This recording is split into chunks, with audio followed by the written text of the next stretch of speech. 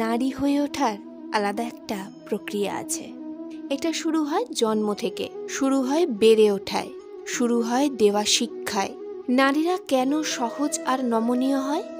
কারণ ছোটবেলা থেকে তাদের জানানো হয় তারা নারী, কন্যা সন্তান।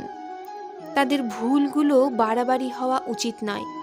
তাই তাদের মধ্যে যে ভীতির শুরু হয় তা বয়ে বেড়ায় আজীবন, আমৃত্যুকাল।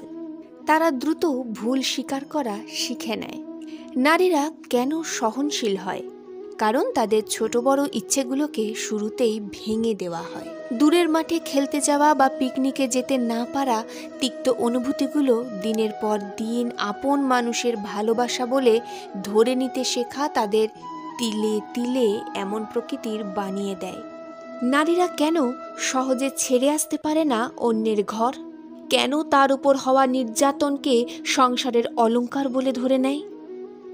কারণ নারীদের শেখানো হয় হেঁটে যাওয়ার সময় ছুটে আসা কুমন্তব্যে অন্য প্রান্তের লোকটার বিকৃত বিবেকের চেয়ে তার চলনে দোষের পাল্লাটা বোধহয় ভারী ছিল।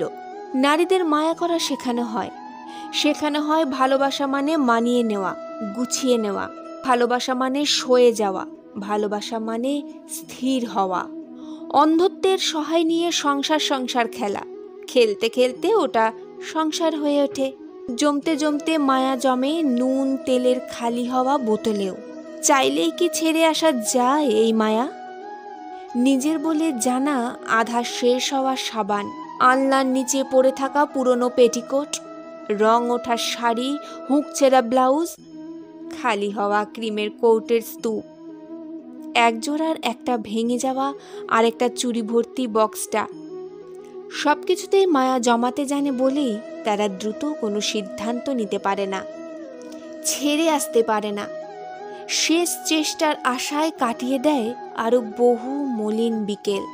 এই যে নারী হওয়ার প্রক্রিয়ার মূল অংশ হিসেবে সবাই সংসারটাই বেছে নেয়, আর তারা নারী হয়ে ওঠে, মায়াবতী হয়ে ওঠে বলেই, নারী হয়ে ওঠে বলেই পুরুষেরা প্রিয়তমা পায়, জননী পায়, তনয়া পায়। যদি নারী হওয়ার প্রক্রিয়াটা এত দীর্ঘ না হতো, নারীরা জানতো তাদের উপর হওয়া নির্যাতন বেশ দামি ক্ষতিপূরণ। শুধু সাহস করে মুখ খুলতে হয়, তাহলে নির্যাতনের আগে তাদের ভয় লাগতো। যদি নারী হওয়ার প্রক্রিয়াটা এত দীর্ঘ না হতো, কিছু পুরুষ সংসার কি জানতো না। তাদের জুটতো না বাবা হওয়ার সৌভাগ্য, পরিবারের কর্তা হওয়ার মান। কারণ এই সমাজে কিছু পুরুষ আছে তারা এই সম্মানের যোগ্য হয় না।